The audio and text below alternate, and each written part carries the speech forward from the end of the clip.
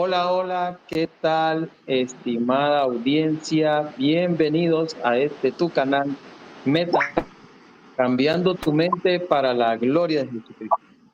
En esta tarde tendremos un tema sumamente importante como es la revelación de Joseph Smith que se le dio en épocas de Guillermo Miller, donde Joseph Smith le hace una petición a Dios que quiere que le revele si realmente Jesús iba a venir en esa fecha tal y como lo había pronosticado el movimiento millerista. No sin antes, hay una solicitud y un pedido especial que hace nuestro hermano Santiago Lázaro y me gustaría que lo podamos escuchar. Bueno, pues hola, ¿qué tal? ¿Cómo estáis todos?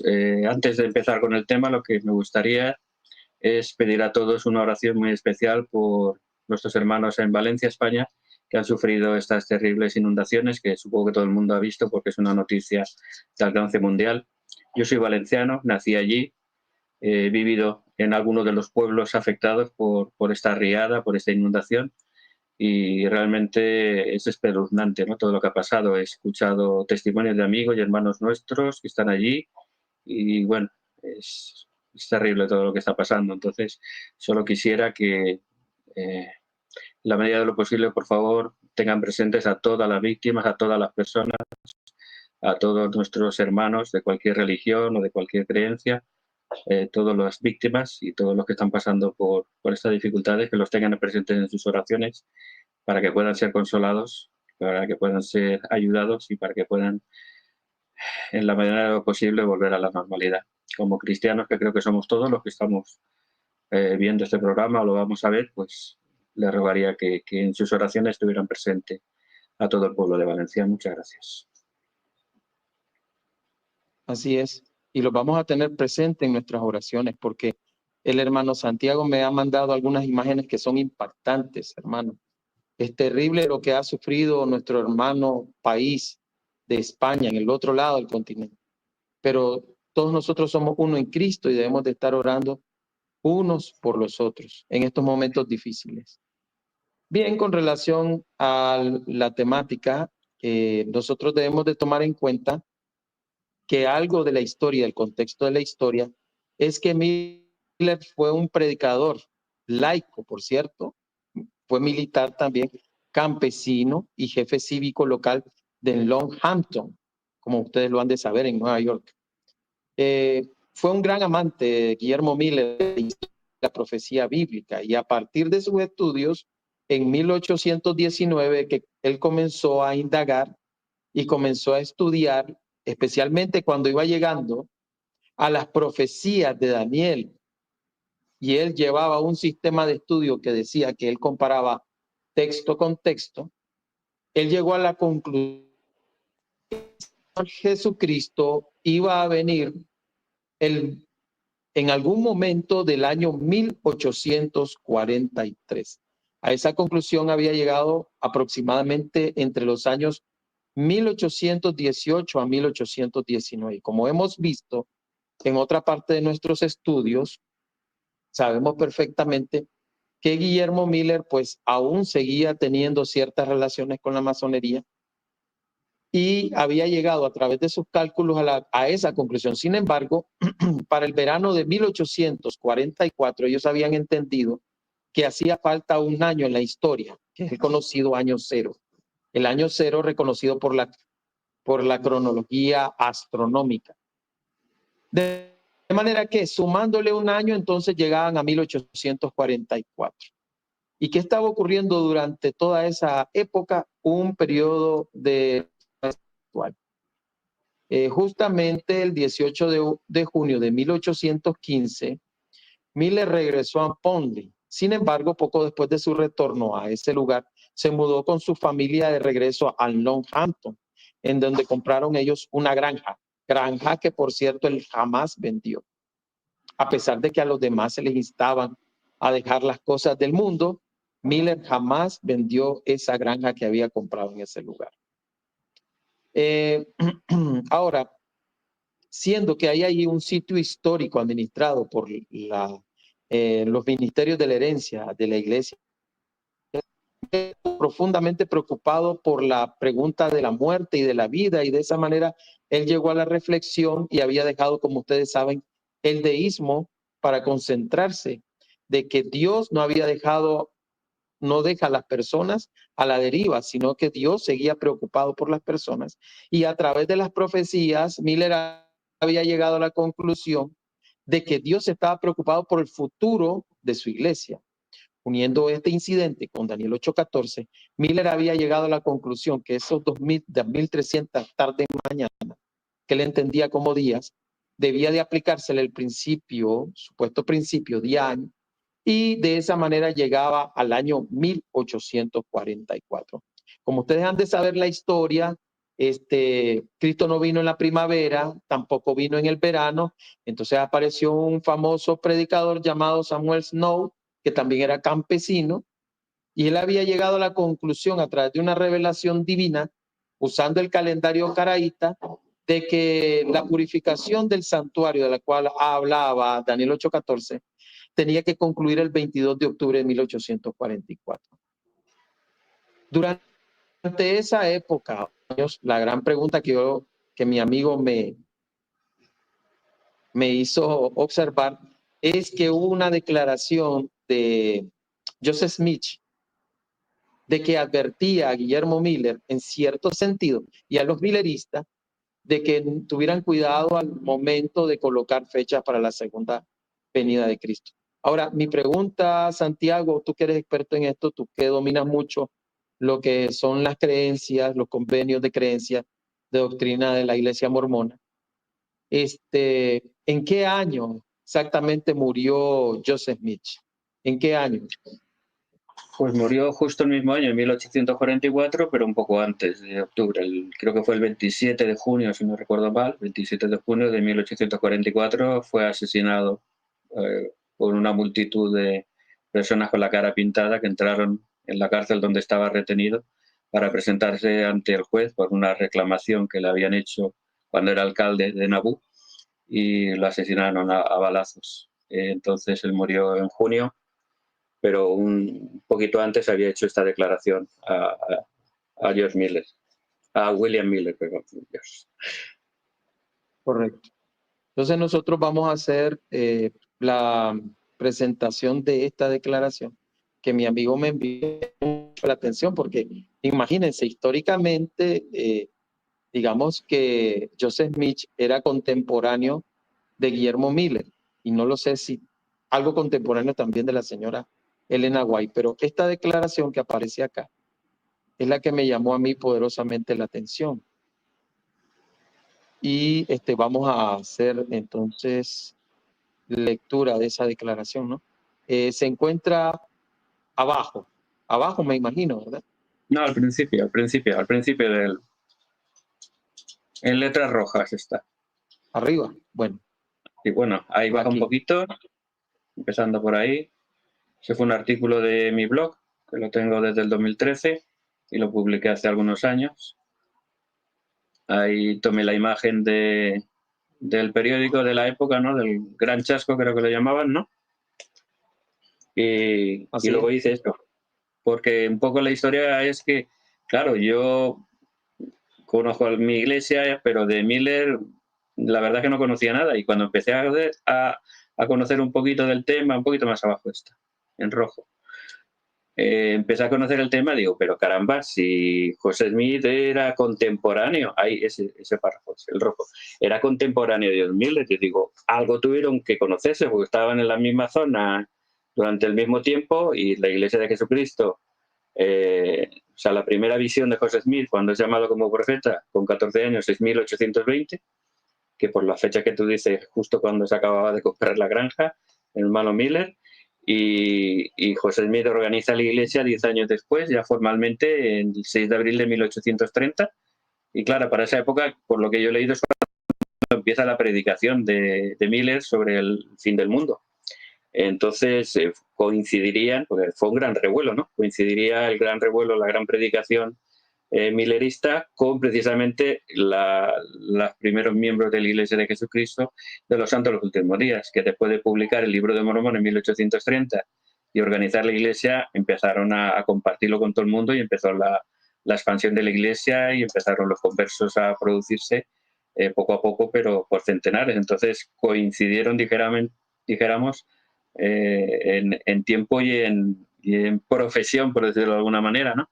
Porque estaban predicando el Evangelio. Uno predicaba la fin del mundo y nosotros predicábamos la restauración del Evangelio de Cristo en estos últimos días a través de un profeta moderno, de apóstoles y de revelación moderna. Entonces, claro, coincidiendo todo esto, yo digo, no habrán hablado, bueno, hablado no, porque lógicamente no estaban en el mismo sitio exactamente, pero tuvieron que conocerse, aunque fuera por lo menos por noticias de periódicos y demás, porque en aquella época lo que más funcionaba eran los periódicos. Los periódicos sí que publicaban muchísimas noticias de todo tipo y entonces era el internet de la época eran los periódicos, ¿no?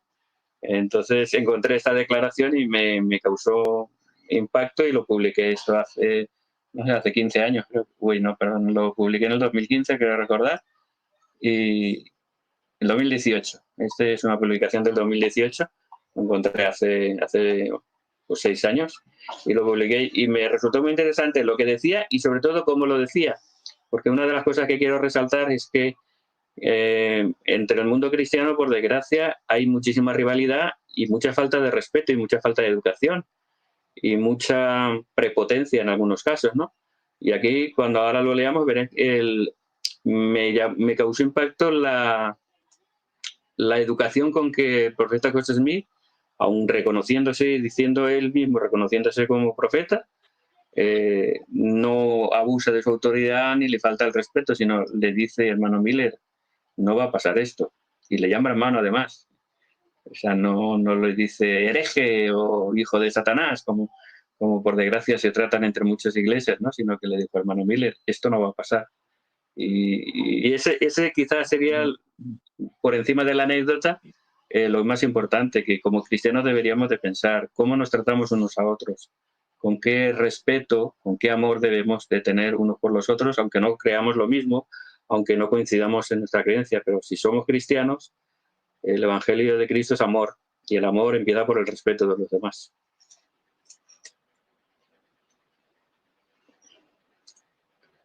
¿Quieres que empecemos ya directamente o hacemos algún comentario antes? Bueno, me gustaría que nos hicieras lectura Vale. Del escrito que pusiste. Ajá. Exacto. Pues supongo que era porque lo leería en alguna noticia, en algún periódico o algo, el profeta José Smith, el 10 de marzo de 1844, hizo una declaración que queda registrado en lo que nosotros llamamos la Historia Documental de la Iglesia, DHC, el tomo 6, páginas 249 a 254. Pues si alguno cree que esto no es exacto, pues pueden consultarlo y leerlo. Y entonces, lo que José Smith dice en esta declaración es lo siguiente. Dice, he preguntado al Señor acerca de su venida. Y mientras preguntaba, el Señor me dio una señal y dijo, en los días de Noé puse un arco en los cielos como señal de que en cualquier año que se viera el arco, el Señor no vendría, sino que habría siembra y siega durante ese año. Mas cuando viereis retirar el arco será por señal de que habrá hambre, pestilencia y grande aflicción entre las naciones y que la venida del Mesías no está muy lejos. Dice, pero voy a tomar sobre mí la responsabilidad de profetizar en el nombre del Señor, que Cristo no vendrá este año, como el hermano Miller ha profetizado, porque hemos visto el arco. Y también profetizo en el nombre del Señor que Cristo no vendrá en 40 años. Y si Dios alguna vez ha hablado por mi boca, digo que Cristo no vendrá para ese tiempo. Hermanos, cuando lleguéis a casa, escribid esto para que no se olvide. Jesucristo jamás reveló a ningún hombre el tiempo preciso en que Él iba a venir. Id y leed las Escrituras, y veréis que no hay nada que especifique la hora exacta en que ha de venir. Y todos los que dicen lo contrario son maestros falsos. Hay algunas cosas importantes concernientes al oficio del Mesías en la organización del mundo sobre las cuales hablaré más adelante. El Dios omnipotente os bendiga y derrame su espíritu sobre vosotros. Es la oración de vuestro indigno siervo. Amén. Esas son las palabras que quedaron registradas en la historia de la Iglesia con respecto al hermano Miller. No sé si habrá alguna más, pero estas son las que yo he podido encontrar, ¿no? Y resalto eso, el respeto y el cariño como lo trata, la sencillez, aunque él profetiza, yo creo que era un profeta de Dios, porque por sus frutos los conoceréis. Y creo que esta y otras profecías que hizo José Smith se cumplieron, aparte de tener un testimonio personal por medio del Espíritu, pero él profetiza en el nombre del Señor y lo que dice pues se cumplió. Muchos dirán que era una profecía fácil porque es una profecía muy ambigua y muy clara, ¿no? Y muy poco, o sea, muy general, pero lo que está claro es que él hablaba con esto. Y lo que más me gusta, aparte del trato, es que José Smith no se dedicaba a investigar e interpretar las escrituras, sino que José Smith lo que hacía era preguntar a Dios. Si algún miembro de la iglesia está aquí, me podrá dar la razón de que siempre José Smith, en todo lo que hacía, jamás intentaba razonar por sí mismo o investigar por sí mismo. Cuando tenía una duda o tenía un problema, preguntaba a Dios en oración. Se dirigía a él en oración y el Señor le respondía. En este caso, dice que acerca de su venida le preguntó a él y le puso el ejemplo del arco. No sé si conocen la historia del arco iris. Está en Génesis 9:13, si quieren poder leerlo. Dice que cuando acabó el diluvio, el Señor puso una señal en el cielo, un arco en el cielo, que es el arco iris, como señal de que jamás volvería a traer una aniquilación total sobre la tierra. Y entonces la profecía era que el día que no veamos ese arco, pues ese año será cuando se aproxime realmente la venida del Hijo. Y José me decía, hemos visto el arco, por lo tanto este año no va a venir. Y luego añadió los 40 años por otra revelación, que si queréis luego lo comentamos, pero él estaba seguro de que en ese tiempo por lo menos no iba a venir y lo dijo con la autoridad de un profeta, con la autoridad de un profeta y con la sencillez de un profeta verdadero de Dios. Sí, mira, esta parte de la historia me llamó mucho la atención porque en el tiempo de Guillermo Miller había muchas personas aconsejado a Guillermo Miller que nadie sabía la fecha y la hora de la venida del Hijo, pero ellos decían que no, nadie sabía la hora ni el día, pero sabían el año, porque la Biblia no aparecía. Cuando alguien trata de justificar algo de la Biblia con algo que aparece, con algo que no aparece, se hace un castillo en el aire. Y me llamó poderosamente la atención porque muchas personas ya le estaban diciendo a Guillermo Miller de que Jesucristo no iba a venir en esa fecha. Entonces, por lo general, cuando les decían eso al movimiento milerita, ellos decían que no amaban a Cristo, que no amaban su venida, que ellos estaban en contra de la venida de Cristo porque realmente no lo amaban y no se trataba de eso. Y me llamó mucho la atención de que Joseph Smith se hubiera dirigido a Miller como el hermano Miller. Jesús no va a venir en ese año. Y que le había dicho eso el 10 de marzo, mucho tiempo, muchos meses antes de que Cristo viniera, según las predicciones de Guillermo Miller. Ahora, el asunto es este, porque generalmente se le dice, bueno, como adventista que fui, que ya desde luego no soy, se nos inculcaba que Elena G. de White era profeta de Dios por ciertas revelaciones que se cumplieron. Si este parámetro fuese también así, entonces los adventistas también tendrían que admitir que lo dicho por Joseph Smith, que se cumplió, porque él había dicho que no iba a venir Cristo y se cumplió, entonces los adventistas también tendrían que reconocer que la iglesia de mormona es la hermana también de la iglesia adventista, porque igualmente tienen el espíritu de profecía, tienen a un profeta que predijo una cosa y se cumplió. Pero el adventismo generalmente niega el ministerio profético de Smith, a la misma vez dice que el ministerio profético es de Elena de White. Cosa realmente asombrosa porque la señora White había cometido problemas de profecía con relación a la puerta cerrada de la gracia. Y a pesar de eso es justificada igualmente. Me imagino que ustedes también tendrían el derecho de decir que ustedes tienen su verdadero profeta porque él profetizó este asunto de Miller y se cumplió al pie de la letra. El adventismo por su parte va a decir que él no es profeta, aunque se haya cumplido, a pesar de que esos parámetros no se los aplica a la hora que se los debe aplicar a la señora Elena White. Te lo digo desde el pensamiento, desde mi pensamiento, como antes yo pensaba como adventista generalmente. Yo no sabía de este asunto de que Joseph Smith le había Dios y que Dios le había dicho de que Jesús no iba a venir. Y aún sigo, a pesar de todas esas cosas, yo sigo con la opinión, tú sabes, mi hermano, de que Dios pues nos ha hablado en estos últimos días por medio de Jesucristo.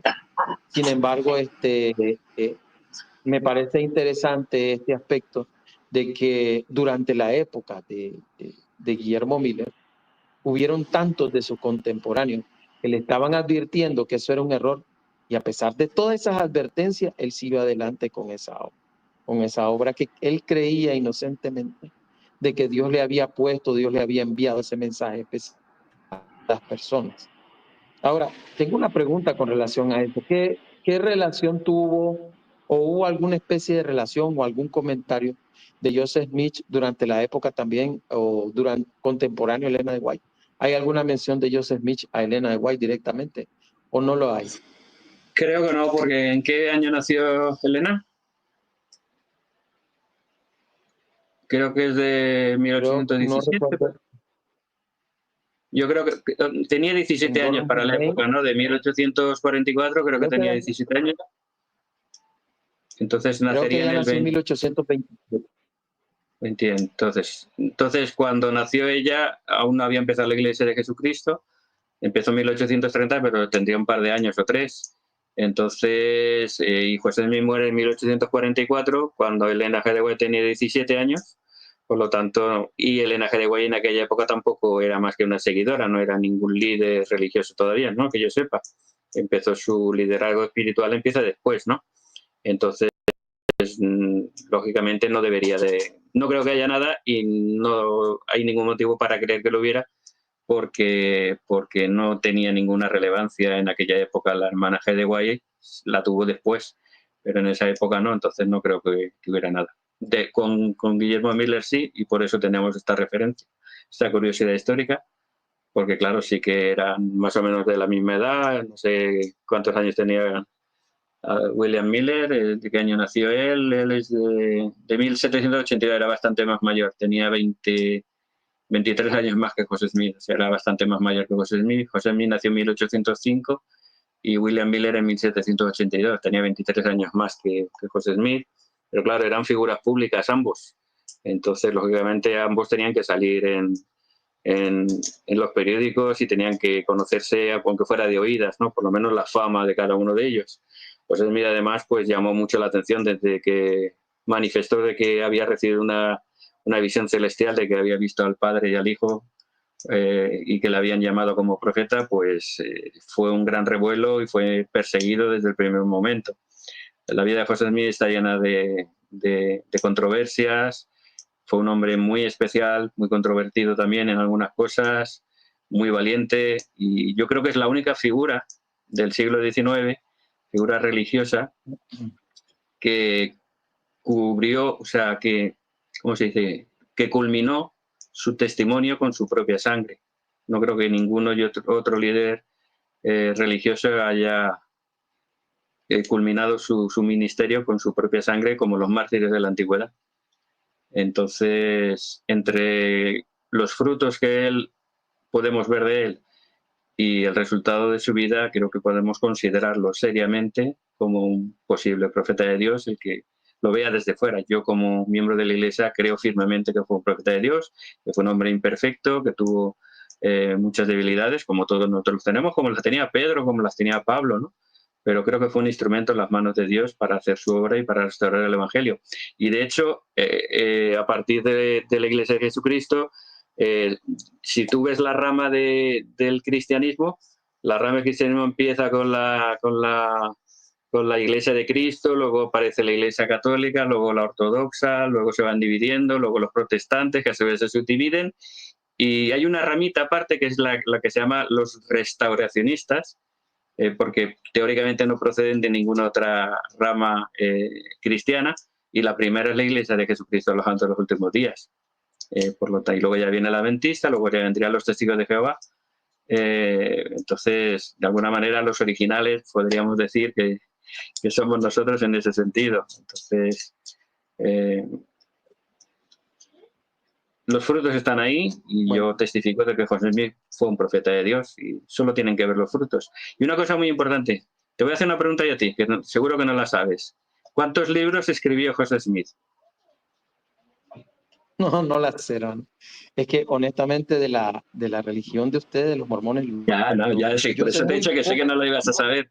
Elena G. de Way, ¿cuántos libros escribió? ¿Cómo que lo voy a saber, no? Elena G. de Way, ¿cuántos ¿Quién? libros escribió? Bueno, que yo sepa, no escribió la gran cantidad que ahora la iglesia publica, porque por lo general la iglesia adventista publica escritos de ellas y hace nuevos libros, le llaman compilación. Bueno, en general, De más o escribir, menos así. escribió cientos de páginas.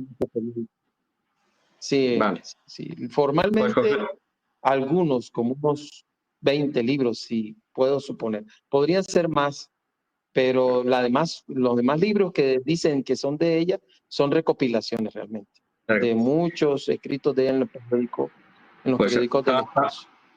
ahora te digo yo, que José Smith no escribió ningún libro, nunca escribió un libro, jamás. No dejó ningún libro escrito de sus propias interpretaciones. Tenemos el libro de Mormón, que lo tradujo por el poder de Dios, y tenemos Doctrina y Convenios, que son revelaciones que él recibió, que las iba registrando y que están recogidas en el libro que se llama Doctrina y Convenios. Pero él por sí mismo no escribió ningún libro.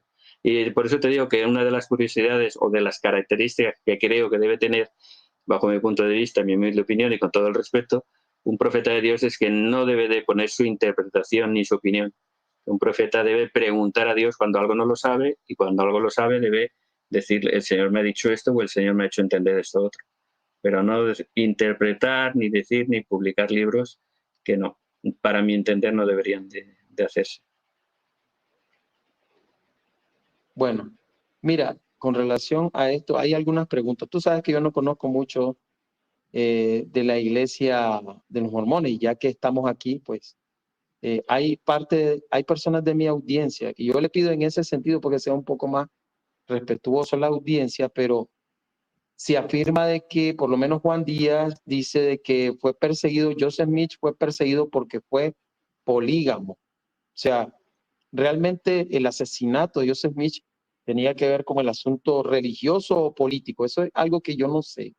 Y nos gustaría que nos aclares esto porque tú nos estás diciendo Pues mira, que Joseph Smith la poligamia no era se hizo alcalde. oficial hasta 1853, casi 10 años después de su muerte. Y es cierto que él practicó la poligamia, pero no fue perseguido por la poligamia porque la practicaban en secreto, porque era una cosa que no se hizo público hasta 1853, así que por la poligamia no fue perseguido. Él fue perseguido por motivos religiosos, por intolerancia religiosa y por motivos políticos, entre otras cosas, porque los primeros miembros de la iglesia estaban unidos en grupos y se concentraron en diferentes partes de Estados Unidos, y lógicamente eran gente industriosa, trabajadora, y entonces eran una competencia a veces para los que estaban ya ahí establecidos. Luego, lógicamente, si llegaban en grupo grande, pues los partidos políticos buscaban su favor, y la iglesia se mantuvo siempre neutral en política, y eso generaba, pues lógicamente, muchas discordias y muchas pues, peleas. José Smith lo encarcelaron muchas veces, lo incriminaron como 30 o 40 veces, no lo sé, estuvo incriminado, y jamás se le probó nada porque, como los apóstoles de la antigüedad, solamente por cuestiones religiosas era lo que podían incriminarle. Y como libertad de religión había en Estados Unidos, pues jamás pudieron probarle ningún delito porque no había cometido ningún delito. Y al final murió como un mártir, asesinado por una turba de 200 personas que entraron en la cárcel. De hecho, le habían protegido, el gobernador le había prometido protección, él se entregó voluntariamente. O sea, fíjate, la causa de la muerte era por una imprenta. O sea, en la ciudad de Nauvoo había una imprenta que empezó a publicar cosas en contra de la iglesia. Entonces el consejo de la ciudad, presidido por el que era el alcalde, decidió precintar la imprenta y cerró la imprenta y clausuró el diario. Y por eso lo llamaron a juicio, por supuestamente contravenir la libertad de expresión o la libertad de prensa. Y él se entregó voluntariamente para ser juzgado como alcalde, porque ni siquiera era una decisión personal suya, fue una decisión de todo el consejo, de todo el consejo municipal. Pero él como alcalde se presentó con su hermano y alguno más para rendir cuentas ante el gobernador de que a ver si ese delito era delito o era un libre ejercicio de su potestad como alcalde. Y le prometió el gobernador una guardia y lo acompañó una guardia protegiéndolo, y después de estar un día en la cárcel, la guardia desaparece y llega la turba y lo asesina. O sea que más conspiración y más crueldad no puede haber. Así es que no tiene que ver nada con la poligamia, porque eso fue posterior. Luego sí que estuvieron encarcelados unos miembros por la poligamia, pero eso fue ya 20 años después. Ok, Lázaro. Carlos Rovira te hace una... Estimado Lázaro, ¿qué te hizo creer en los mormones? Pues nuestro Señor Jesucristo. Nuestro Señor Jesucristo es el que me hizo creer en los mormones, no en el libro de Mormón, que es la palabra de Dios. Y le invito a que la lea cada uno de ustedes. Pueden leer el libro de Mormón, y si lo leen con humildad y con oración, podrán darse cuenta de que es un libro inspirado por Dios, que no es una novela, ni es un cuento, ni es una ficción. Es un libro de escrituras, escrito por profetas en las antiguas Américas, con la misma autoridad y poder que los profetas del Oriente Medio que tenemos con la Biblia. Y es otro testigo de que Jesús es el Cristo, nuestro Salvador y nuestro Señor.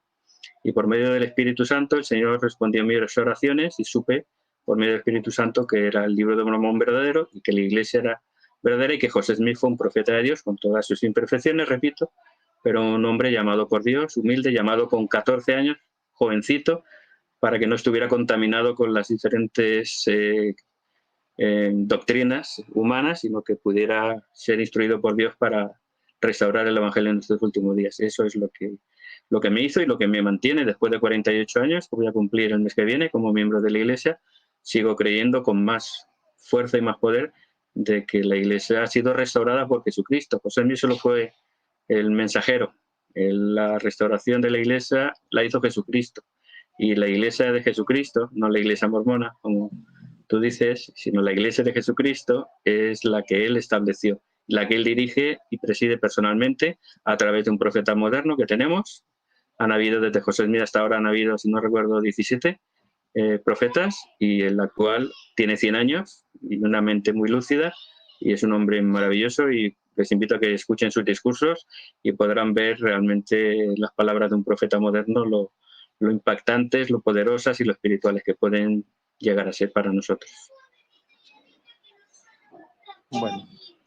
Bueno, Lázaro, sabemos de la sinceridad que tú tienes, la gran sinceridad que tú y tu gran fe con relación a lo que tú crees. He visto que muchos está, bueno, diciendo que, por ejemplo, el asunto de la poligamia y lo demás, pero en realidad no quiero bifurcar el tema porque el tema no está No es ese. destinado específicamente Podemos hacerlo otro día. a hablar acerca de...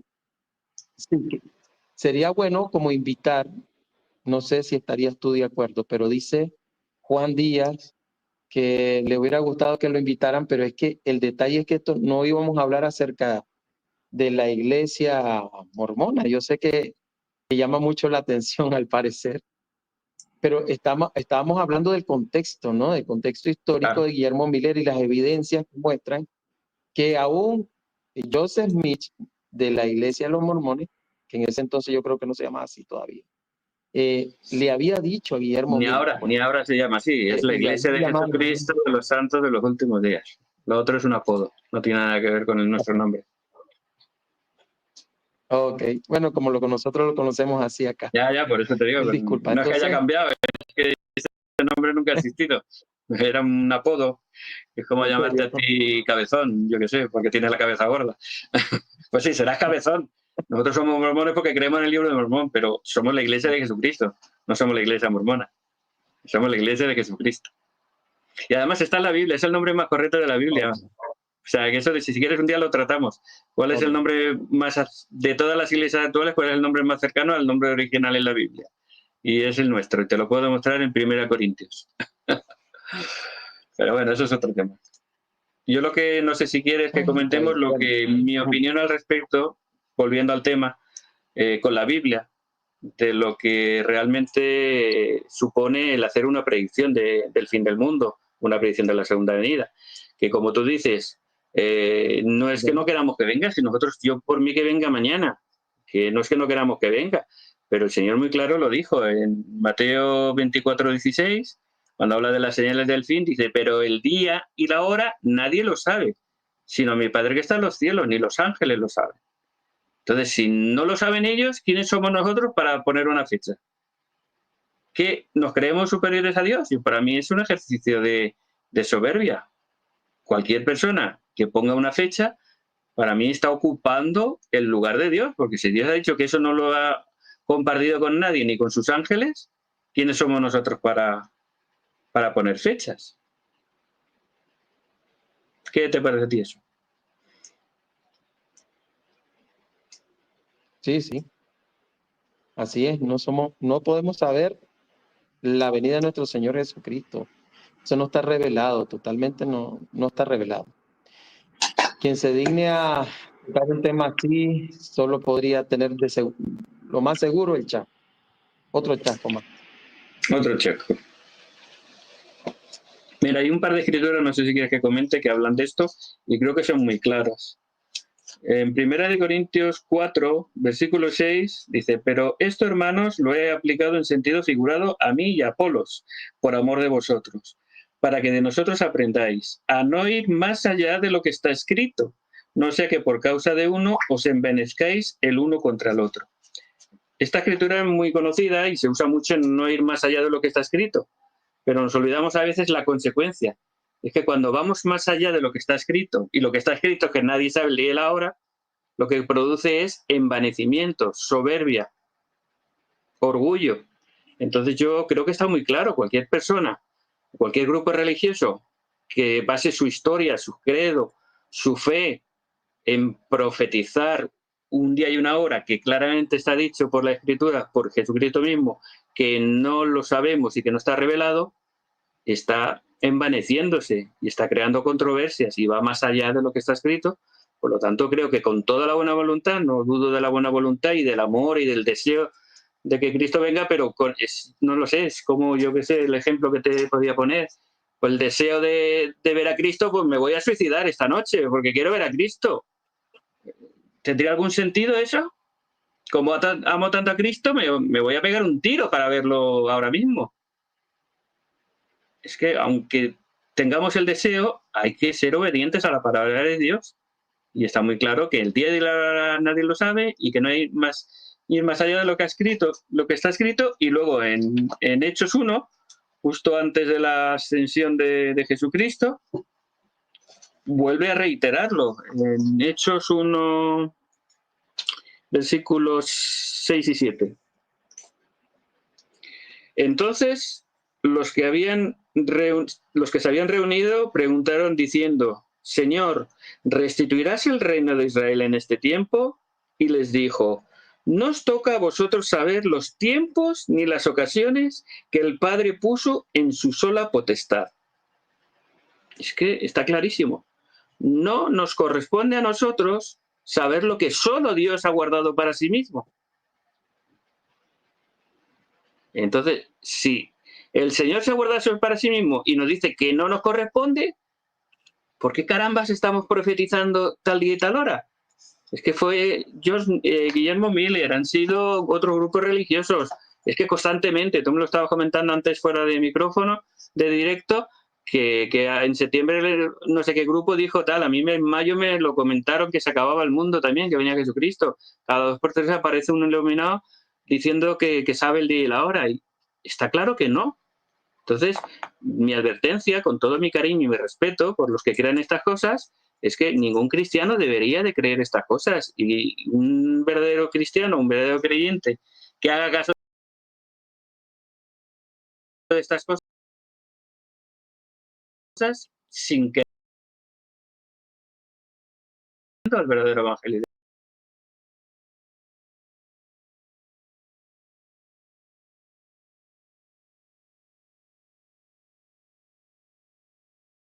de Cristo. Porque esto está tan clarito en estas escrituras, que está tan clarito que debemos de ser humildes. Y la humildad es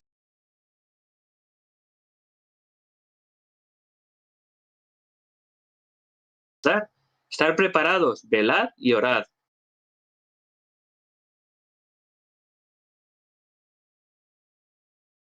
Nuestra responsabilidad como cristianos es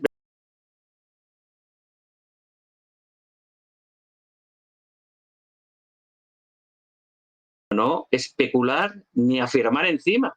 Y encima creerse uno profeta por decir, no, yo soy profeta y en 1844 viene Cristo, o en 1914, o en 1925, como se han dicho grupos famosos al respecto.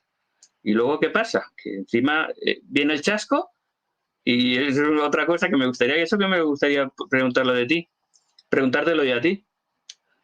¿Cómo es posible que después de un gran chasco haya grupos que se autodenominen verdaderos proveniendo de un gran chasco, de un gran error? ¿Cómo es posible? ¿Cómo yo no tendría valor para testificar o para avalar?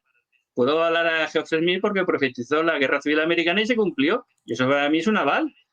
Pero si José Smith hubiera profetizado el fin del mundo para el 1890 y no hubiera llegado, yo me callaría y diría, yo no sé nada de este hombre. Pero ¿cómo es posible que un grupo religioso, habiendo metido la pata de esta manera, habiendo sido un fruto incorrecto, habiendo enseñado sin querer una falsa enseñanza, por lo tanto, habiendo sido un falso maestro, cómo puedes reclamar eso como un aval para ti, a tu favor? ¿Cómo lo ves eso? Porque para mí es completamente lo opuesto. Bueno, es que durante esa época, tú sabes, se rumoraba, hermano, que muchas personas pues iban, y con todo el respeto lo digo, pero muchas personas terminaron en centros psiquiátricos. O sea, el asunto es de que tenían que buscar una explicación a esa gran desilusión. Ellos no podían volverse atrás porque muchas iglesias los habían expulsado. En el caso de Elena G. de White, toda su familia había sido expulsada de la congregación metodista y no tenían la intención de volver atrás. Entonces, ellos estaban en búsqueda del por qué sufrieron ese chasco. Entonces, se apegaron al libro de Apocalipsis, se vieron de alguna manera en Apocalipsis 10 reflejado, y ellos dicen que en Apocalipsis 10 se encuentra el chasco y que se les invita nuevamente a volver a profetizar. Sin embargo, si tú analizas y buscas la explicación en el libro rojo de los testigos de Jehová sobre Apocalipsis, ya se acerca a su magnífica culminación de 1980, ellos utilizan Apocalipsis 10 de otra manera distinta a como lo utiliza el adventismo. El adventismo pasó durante ese periodo de tiempo entre una doctrina a otra, hermano, para buscar una justificación. Pasaron de una que tenía que ver con la puerta de la gracia cerrada, donde ningún pecador se iba a salvar, porque ellos decían que Cristo ya había entrado a las bodas, que ya se había cerrado la puerta, de que todos los que habían rechazado la fecha de Miller no iban a pertenecer a ese grupo, y que solamente era el tiempo solamente para predicarle a aquellos que habían aceptado el mensaje, porque la puerta de la salvación para todas aquellas personas que no habían aceptado ya se había cerrado. Cuando se va a organizar un grupo, hermano, para que ese grupo tenga existencia, se ha analizado de que tienen que tener una razón de existir. Se les tiene que dar una razón de existencia. Aparte de darse una razón de existencia, tienen que tener un villano común, es decir, a alguien a quien echarle toda la culpa. En este respecto, pues ellos observaron que el papado era el más, y por esa razón toda la teología apocalíptica del adventismo gira en torno del sistema papal. Aparte de eso, que conservan ese enemigo común del cual tienen que tener mucho cuidado, también justifican que ese chasco era necesario y que era parte de la providencia divina para que naciera de ahí la iglesia remanente o la iglesia adventista del séptimo día. Sin embargo, la mayoría de grupos que se autoadjudican verdaderos, tú vas a notar siempre que tienen que tener una misión, una visión, y que tiene que haber una justificación siempre para un desencanto.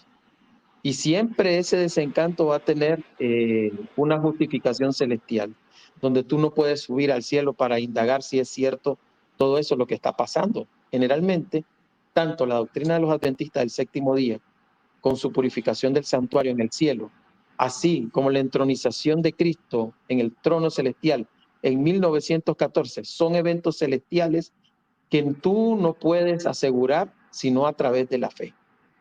Entonces, no solo se basan en una doctrina que a veces no puede sostenerse bíblicamente, sino que también tiene su pizca de fe.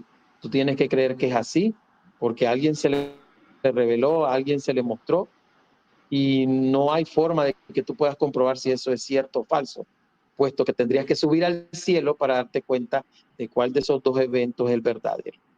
Y precisamente así es como surgió, buscar explicación a ese desengaño, evitando caer inclusive hasta el punto de la locura. De esa manera ellos justificaban que todo era propósito divino porque ellos sentían que podían perder su. Entonces buscaban una explicación a ese desencanto, esa es la verdad. Y siempre estos grupos lo tienen. Los testigos de Jehová son muy expertos en buscar justificaciones a sus desengaños. Y hablamos de 1914, 1925, 1975. Y en este respecto el adventismo en 1843, 1844, 1845 y 1851. Ellos siempre van a buscar una explicación para cada desencanto en contra. Esa es la verdadera razón, hermano. La razón de existencia y justificación ante un desencanto. Sí, pero lo entiendo humanamente como una huida hacia adelante, pero bíblicamente no creo que haya ningún ejemplo de eso, ¿no? ¿Ha pasado alguna vez en la historia bíblica algo semejante? No. El Señor no trabaja así, entonces si el Señor no Bueno, trabaja así, si el Señor no lo trabaja así, pues justifican no. con el caso que lo justifican que los discípulos vivieron su periodo de chasco, porque ellos esperaban que Jesús redimiera a Israel, ellos esperaban que fuera Jesús que Perdona, pudiera pero le gobernar desde preguntan, o sea, Jerusalén y se una cosa es lo chasquearon que ellos dando. esperaban, una cosa es lo que ellos esperaban y otra cosa lo que enseñaban, no lo enseñaron. O sea, ellos esperaban y le preguntan aquí en Hechos, ¿redimirás a Israel ahora o no? O sea, que lo que hacen es preguntarle, como hizo José Smith. José Smith le pregunta a Dios, no interpreta, él le pregunta. Y no enseña más que lo que el Señor le responde, porque los apóstoles no enseñaron que la venida de Cristo era inminente. De hecho, algunas herejías, vemos en las epístolas de Pablo que dice que nadie os incomode, ¿no? Creo que es en 2 Tesalonicenses 2, que nadie se incomode con la venida de Cristo, que no vendrá hasta que se manifieste la apostasía y el hijo del pecado, es decir, que no va a ser ahora, les estaba diciendo básicamente. Entonces, si eso no está en las escrituras, si no es el modelo bíblico, si Jesucristo no ha sido entronizado ni en 1840, ni en el 14, ni en no sé cuánto, porque Cristo fue entronizado nada más salir de la tumba vacía, porque las escrituras son claras, que Cristo vuelve al Padre y vuelve con toda su gloria. Que se estuvo ahí en una, yo qué sé, esperando ahí en 1800 años a poder entrar en la gloria o en el lugar santísimo. Eso, ¿dónde está en la Biblia? Es que no lo entiendo. No lo entiendo, la verdad. Sí, Pero bueno, bueno, realmente lo que cae. fueron justificaciones de un desencanto, hermano. Y te podría, bueno, realmente lo que tú dices tienes toda la razón. Jesucristo fue muy claro en decirle a sus apóstoles de que él iba a ser muerto en Jerusalén. Él nunca los engañó, nunca tuvo que utilizar un engaño para poder crear su pueblo, ni la confusión tampoco. Jesucristo fue muy claro que les dijo que iba a morir en Jerusalén, que iba a morir en manos impías, pero es la justificación que utiliza el adventismo para justificar su chasco y su existencia, que realmente pues no tiene razón de ser. Yo no creo, y como te dije, yo recuerdo que yo tenía a un primo, y me preguntó, Cristian, o sea, tú sabes del asunto del chasco que pasó en la iglesia adventista, ¿por qué ustedes se chasquearon y todo eso? Entonces yo le decía, no, lo que pasa es que era interdenominacional, sí que los pioneros que surgieron del chasco, sí, ellos fueron parte de ese movimiento, sí tuvieron que ver, el chasco era necesario porque de ahí va a surgir el pueblo de Dios y todo lo demás, pero en realidad en el fondo yo me decía, no creo todo lo que yo estoy diciendo, porque Jesucristo nos advirtió de que en los últimos tiempos iban a venir personas que iban a decir, el Cristo está allí o está aquí. Hoy en día vemos estos movimientos que dicen que Cristo está en el lugar santísimo, en la constelación de Orión, saben el punto exacto, el lugar y todo. Y Eso el no lo otro sabía yo. grupo diciendo, sí, el otro grupo diciendo de que Cristo pues está en las Pléyades, en el trono, bueno, aunque al final lo descartó los testigos de Jehová, pero igualmente decían que estaba en las Pléyades, que ahí se encontraba el trono de Dios y que en 1914 llegó a entronizar en ese lugar. Entonces, Jesús nos advirtió de personas que iban a venir a decir eso, de que iba a estar aquí, que iba a estar allá. Y precisamente, ¿cómo te puedo decir, hermano? Uno cree esas cosas hasta que poco a poco Jesucristo te va abriendo los ojos y te vas dando cuenta que esas cosas no son así. Pero siempre, siempre se busca una justificación ante cualquier hecho vergonzoso, desastroso de esa manera. Pues sí, es triste, pero es así. Pero bueno, mi consejo, como el tuyo, supongo que será que llevemos mucho cuidado con ese tipo de personas, organizaciones que están haciendo cosas que con toda la buena voluntad, supongo, del mundo y con toda la fe, pero no son correctas. Y yo en mi blog, pues bueno, en mi canal, pues me estarán diciendo, perdona, lo que tú dices lo decimos de ti muchos. Y muchos de los que están ahí estarán diciendo, perdona, estás describiendo de ti mismo. Pero no, yo creo con sinceridad que estoy en la verdad y creo que hay una iglesia verdadera, pero lo hago desde el respeto, desde el amor, desde no criticar a nadie, ni juzgar a nadie, ni decir que son del diablo, que son la gran ramera, que no sé qué. Nosotros amamos y respetamos a presbiterianos, a católicos, a musulmanes, a ortodoxos, a cualquier religión. José me dijo que estaba dispuesto a morir por la fe de cualquier persona, por el derecho a creer en lo que quisiera. Esos son de discursos suyos, que eso es lo único que tenemos de él, son algunas recopilaciones de algunos discursos y en uno de ellos decía que él defendía el derecho de cada persona que creyera en lo que quisiera y que él sería capaz de morir por defender el derecho a un presbiteriano a practicar su religión como quisiera. Y de hecho está en los artículos de fe, dice, reclamamos el derecho de adorar a Dios conforme a los principios de nuestra conciencia y damos a todo hombre el mismo privilegio. Adoren lo que quieran, donde quieran y como quieran. Y eso es un principio de nuestra religión y nosotros, con toda humildad, decimos que el Señor ha restaurado su iglesia, que tenemos apóstoles, tenemos profetas, que tenemos la autoridad del sacerdocio, que tenemos revelación divina, pero no condenamos a nadie. Invitamos a todos a venir a Cristo. Y decimos, nosotros tenemos esta verdad, trae tu verdad, ponla junto a la nuestra y veamos en qué podemos ayudarnos unos a otros. Y no condenamos, bueno, ya sabes que no creemos en el infierno, no creemos en la condenación eterna en el sentido clásico de la cristiandad, creemos en cosas muy diferentes que es el Evangelio de Cristo, pero amamos y respetamos a todos y creemos que todos tienen parte de verdad, tienen parte de interpretaciones humanas y parte de cosas verdaderas y bendito sea el Señor, que esas son las cosas que nos deben de unir. Y aunque tú creas en esto, yo crea en lo otro, no tenemos que llamarnos herejes ni hijos del diablo, que a mí me llaman hereje y hijo del diablo cada 2 por 3. ¿Por qué? ¿Qué he hecho yo? No soy perfecto, pero yo desde los 14 años estoy sirviendo a Cristo. Me esfuerzo por hacer lo bueno, me esfuerzo por guardar los mandamientos. Me casé con mi mujer y no he tenido otra persona en mi vida. He criado 4 hijos de la mejor manera que he posible y he intentado ayudar a mi prójimo. ¿Voy a ir al infierno por eso? ¿Soy un hijo del diablo por eso? ¿Porque crea en la Trinidad un poco diferente a los demás? ¿Porque crea que hay una preexistencia del ser humano? ¿Porque no crea en el infierno? ¿Porque crea en los grados de gloria? ¿Porque crea que tenemos un Padre en los cielos que es semejante a nosotros? Que fuimos creados en esa imagen y semejanza. ¿Me llaman hereje por eso? Yo no llamo hereje a nadie. Yo le llamo hermanos, como José me llamó a Miller, hermano Miller. Y todos somos hermanos. Incluso los que no son cristianos también son mis hermanos. Incluso los ateos. Dejemos aparte eso porque Cristo enseñó a amarnos unos a otros. Y amar hasta a los enemigos. Yo no tengo ningún enemigo. No tengo ningún enemigo. Hay personas que me caen mejor, que me caen peor. Pero enemigos no tengo ninguno. Así es. Creo que los cristianos no podríamos tener enemigos.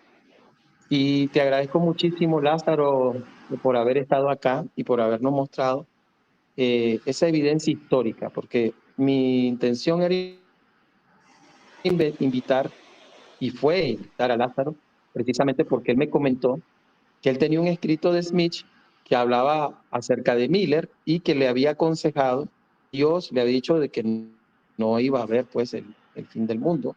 Igualmente como muchos en su tiempo, bautistas y de todas las demás denominaciones le habían advertido al señor Miller de que el fin del mundo no iba a ocurrir en esa fecha y que fuera cuidadoso porque las consecuencias iban a ser desastrosas y lo fueron. No hace mucho yo presenté un vídeo donde hubieron personas que fueron hasta centros psiquiátricos, muchos se suicidaron también, personas que terminaron siendo ateas, terminaron perdiendo su fe en la Sagrada Escritura, cosa que le habían ya advertido a Miller que eso podría ocurrir, viendo las cosas como se estaban dando. Y bueno, al final pues sabemos que William Miller pues se arrepintió y él públicamente confesó su error en la conferencia de Albany, celebrada durante 1800, no recuerdo la fecha muy bien, si fue en 1850 o 1848. No recuerdo.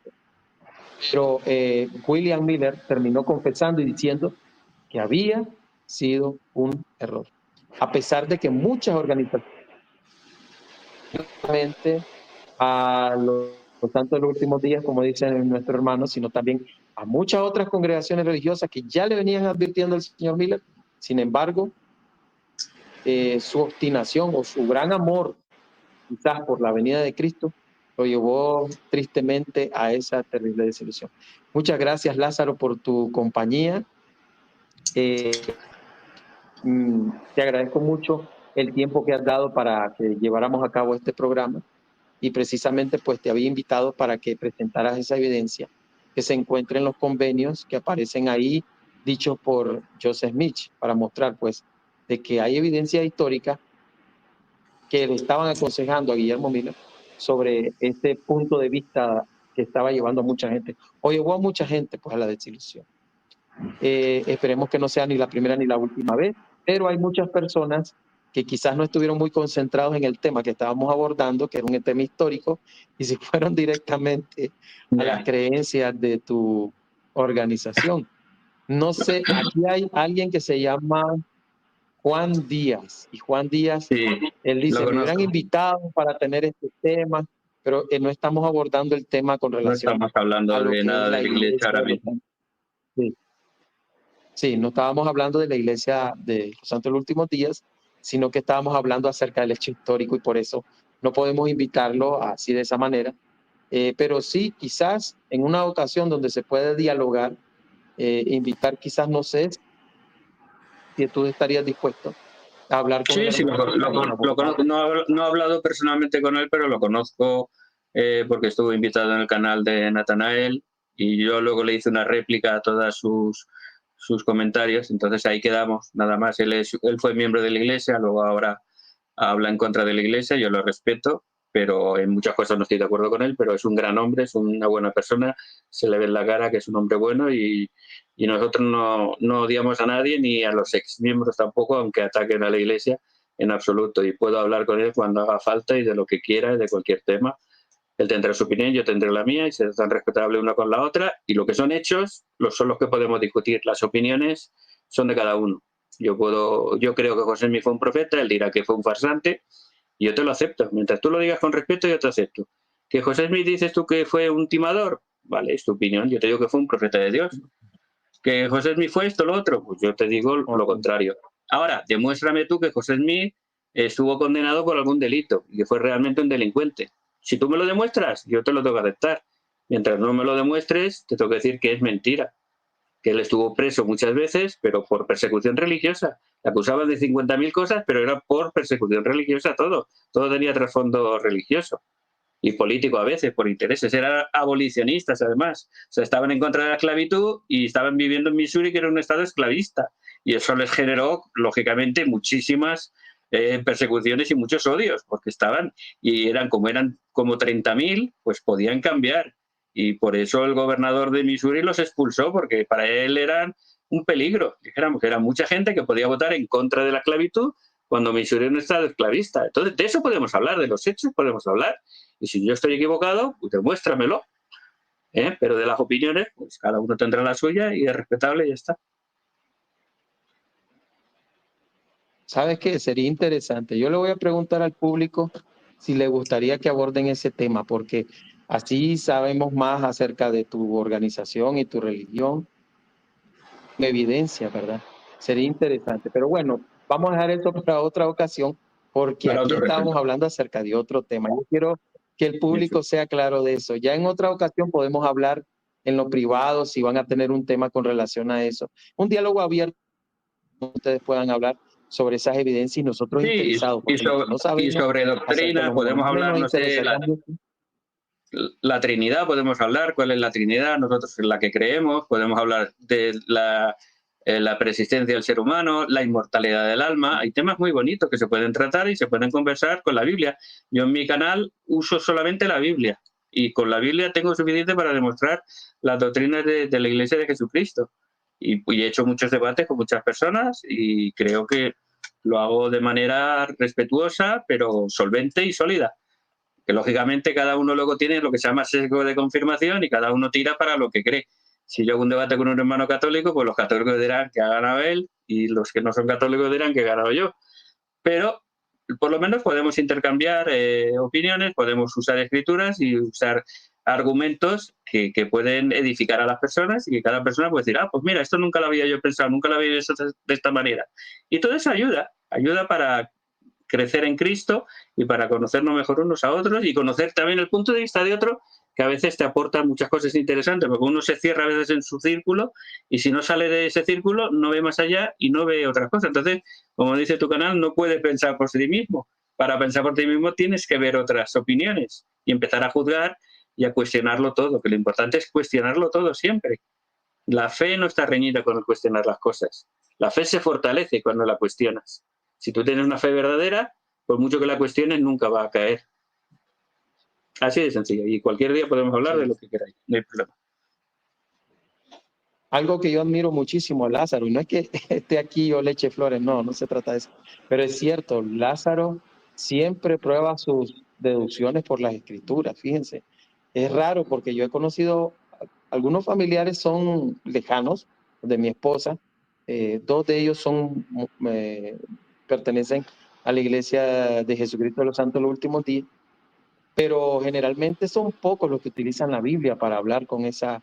Y algo que he visto mucho con relación al hermano Lázaro es que él siempre se basa en evidencias históricas, arqueológicas, se basa en la Biblia, a pesar de que debo de confesar de la línea mormona, pero respeto mucho la forma en que el hermano Lázaro presenta su fe, muy consistente con las escrituras. Y por eso, si tienen un diálogo abierto así de ese tema, sería muy interesante porque hay muchas personas que no saben de los mormones, igual que yo no sé casi nada de ellos.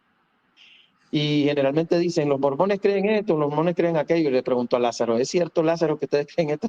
Y a veces Lázaro me dice, no, esto no es así, esto es así, así, así. Entonces, qué mejor que preguntarle a alguien que sabe, ¿no? Especialmente Lázaro, he visto que tiene un canal de YouTube donde se llama, ¿cómo que se llama? Mormon El Defender, canal. SUD-LDS, sí. Sí, como tú dices, pues que decir mormón es casi como ofensivo. No sé por qué le llamas así a tu No, canal. no es ofensivo, Pero no es que sea no. ofensivo. Es que a veces, por decir mucho mormón, lo que se desvirtúa es que somos cristianos y que es la iglesia de Jesucristo. Entonces yo he dejado el nombre de mormón porque ya cada vez usamos menos el nombre, no por vergüenza, sino para no caer en olvidarnos de Cristo. Pero lo he dejado porque como la gente todavía no sigue creyendo así, y pues lo he dejado, no le he cambiado el nombre, lo tengo hace 5 años y ahí lo mantengo. Y el blog lo tengo desde el 2013, o sea, lo tengo 11 años el blog. Con lo cual se ha mantenido el nombre en los dos sitios y no pasa nada. O sea, tampoco es ninguna vergüenza, ni mucho menos. El libro de Mormón es maravilloso, ¿no? Pero bueno, somos miembros de la Iglesia de Jesucristo, que es lo importante. Simplemente eso. Y Bueno, bueno, yo me he entonces llegamos especializado a en eso, nuestro lo que tú tiempo decías. final. Yo lo que me he especializado porque me daba cuenta de que muchas personas siempre hablando que si el libro de Mormón, que si el libro de Mormón, que si no creéis más que en el libro de Mormón, no, nosotros creemos en el libro de Mormón, creemos en la Biblia y creemos en doctrina y convenios, y es la perla de gran precio. Tenemos 4 libros canónicos, pero la Biblia para mí es más que suficiente para probar todo lo que el libro de Mormón y las demás revelaciones enseñan. Entonces, lo que me he especializado, dijéramos de alguna manera, es en usar solo la Biblia, porque claro, si ya hablo contigo o con un católico y tal, no le voy a sacar el libro de Mormón. Porque es como cuando el católico me saca el catecismo. Digo, sí, muy bonito el catecismo, pero yo no creo en el catecismo. Hablemos con Biblia. Catecismo lo puedes mencionar lo que quieras, pero no, para mí no tiene evidencia. Para mí la evidencia es la Biblia. Entonces yo he hecho lo mismo, pero en mi punto de vista me he especializado en encontrar todos los principios y las doctrinas de la Iglesia restaurada, incluso los más menos conocidos, dijéramos, o más extraños que podrían decir para gente de fuera, pero que están en la Biblia y los he encontrado en la Biblia. Y como los encuentro en la Biblia, los comparto. Así de sencillo. Todo está en la Biblia. Genial, genial. Bueno, Lázaro, te agradezco muchísimo. Sé que tienes muchas cosas por hacer. Recuerden, ustedes siempre en el canal, si no se ha suscrito, suscríbase, active la campanita de notificaciones para que esté al pendiente de todos estos vídeos.